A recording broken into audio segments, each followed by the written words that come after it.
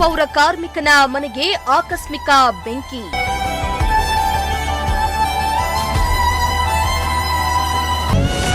ಆಕಸ್ಮಿಕ ಬೆಂಕಿಗೆ ಕಾರ್ಮಿಕನ ಮನೆ ಸುಟ್ಟು ಭಸ್ಮ.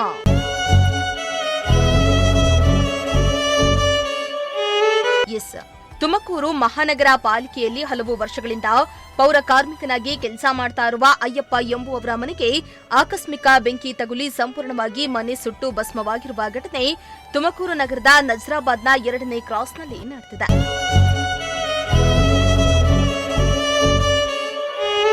ನಗರದ ಬನಶಂಕರಿ ಹಿಂಭಾಗದ ನಜರಾಬಾದ್ 2ನೇ ಕ್ರಾಸ್ನಲ್ಲಿ ವಾಸವಿರುವ ಅಯ್ಯಪ್ಪ ಎಂಬುವವರ ಮನೆಯಲ್ಲಿ ಆಕಸ್ಮಿಕವಾಗಿ ಬೆಂಕಿ ಕಾಣಿಸಿಕೊಂಡಿದ್ದು, ಮನೆಯಲ್ಲಿದ್ದ ಗೃಹ ಉಪಯೋಗಿ ವಸ್ತುಗಳೆಲ್ಲ ಬೆಂಕಿಗೆ ಆಹುತಿಯಾಗಿದೆ.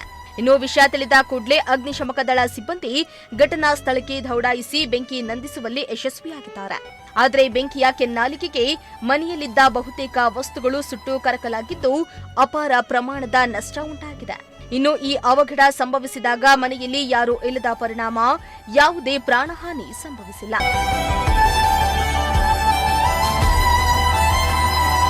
ಇನ್ನು ಪೌರ ಕಾರ್ಮಿಕ ಅಯ್ಯಪ್ಪ ಮಾತನಾಡಿ, ಸುಮಾರು 20 ವರ್ಷಗಳಿಂದ ಈ ಮನೆಯಲ್ಲಿ ವಾಸವಿದ್ದೇವೆ.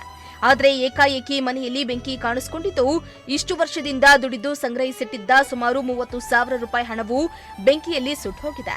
ಅಲ್ಲದೆ ಮನೆಯಲ್ಲಿದ್ದ ಎಲ್ಲಾ ಸಾಮಾನುಗಳು ನಾಶವಾಗಿದ್ದು, ಹಾಕಿಕೊಳ್ಳಲು ಸಹ ಬಟ್ಟೆಯೂ ಇಲ್ಲದ ಪರಿಸ್ಥಿತಿ ಉಂಟಾಗಿದೆ ಎಂದು ಕಣ್ಣೀರಿಟ್ಟಿದ್ದಾರೆ.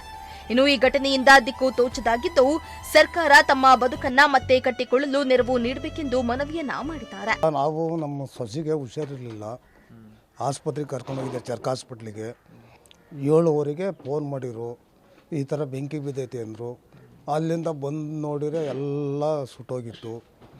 ನಾವು ಏನು ಮಾಡೋಕೆ, ಎಲ್ಲ ಪಾಪ ಇಲ್ಲಿ ಅಕ್ಕಪಕ್ಕದವ್ರು ಎಲ್ಲ ಕೆಡ್ಸ್ಯಾರೆ. ಈ ಥರ ಆಗೈತೆ. ಎಲ್ಲ ಬೀರು, ಬಟ್ಟೆ, 30,000 ದುಡ್ಡು, ಬಿಡ್ಜು, TV ಎಲ್ಲ ಸುಟ್ಟೋಗೈತೆ. ನಮಗೇನ ಒಂದು ಪರಿಹಾರ ಕೊಡಬೇಕು. ನಾನು 20 ವರ್ಷದಿಂದ ಇಲ್ಲೇ ಇದ್ದೀನಿ. ನನ್ನ ಮಗ 3 ವರ್ಷದಿಂದ, ಈಗಾಗಲೇ 25 ವರ್ಷ ಅವನಿಗೆ. ಅವಾಗಿಂದ ಇಲ್ಲೇ ಇದ್ದೀನಿ ನಾನು.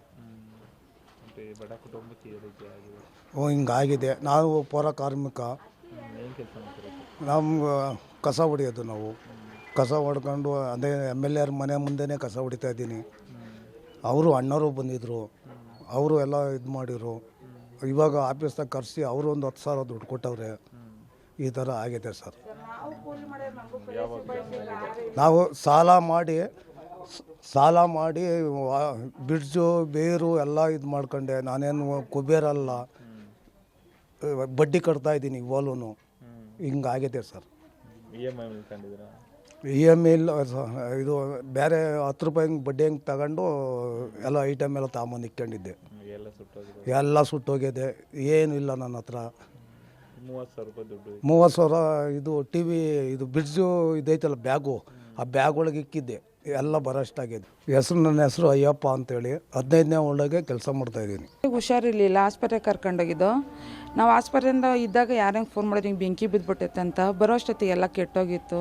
ಒಳಗಡೆ ಏನಂದ್ರೇನಿಲ್ಲ, ಎಲ್ಲ ಬೆಂದೋಗ್ಬಿಟ್ಟೈತೆ. ಹಾಕೋಣಕ್ಕೆ ಬಟ್ಟೆ ಗಿಟ್ಟೆ ಏನಿಲ್ಲ, ಏನಿಲ್ಲ. ನಮ್ಗೆ ಹಾಕೋಣಕ್ಕೆ ಬಟ್ಟೆ, ರೇಷನ್ ಗಿಷನ್ ಏನಿಲ್ಲ, ಎಲ್ಲ ಸುಟ್ಟೋಗೈತೆ. ಬಡವರು ನಮಗೂ ಕೈಸಿ ಬಯಸಿಗೆ ಯಾರೂ ಇಲ್ಲ.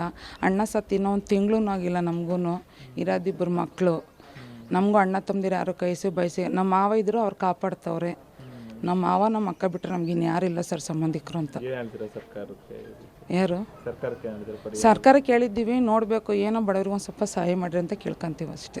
ಇನ್ನು ವಿಷಯ ತಿಳಿದು ತುಮಕೂರು ನಗರ ಶಾಸಕ ಜ್ಯೋತಿ ಗಣೇಶ್ ಕೂಡ ತಕ್ಷಣವೇ ಸ್ಥಳಕ್ಕೆ ಭೇಟಿಯನ್ನ ನೀಡಿ ಕುಟುಂಬದವರಿಗೆ ಸಾಂತ್ವನ ಹೇಳಿದ್ದಾರೆ. ಕೂಡಲೇ ಬಡ ಕಾರ್ಮಿಕನ ಸಂಕಷ್ಟಕ್ಕೆ ತುಮಕೂರು ಮಹಾನಗರ ಪಾಲಿಕೆ ಹಾಗೂ ಜಿಲ್ಲಾಡಳಿತ ಶೀಘ್ರವಾಗಿ ಸ್ಪಂದಿಸಿ ಅಗತ್ಯ ನೆರವನ್ನ ನೀಡಬೇಕೆಂಬುದು ಪ್ರಜಾಶಕ್ತಿ ಟಿವಿಯ ಕಳಕಳಿಯಾಗಿದೆ. ಕ್ಯಾಮರಾ ಪರ್ಸನ್ ಸಂಜಯ್ ಜೊತೆ ದೀಪಕ್ ಕೆಂಕೆರೆ, ಪ್ರಜಾಶಕ್ತಿ ಟಿವಿ, ತುಮಕೂರು.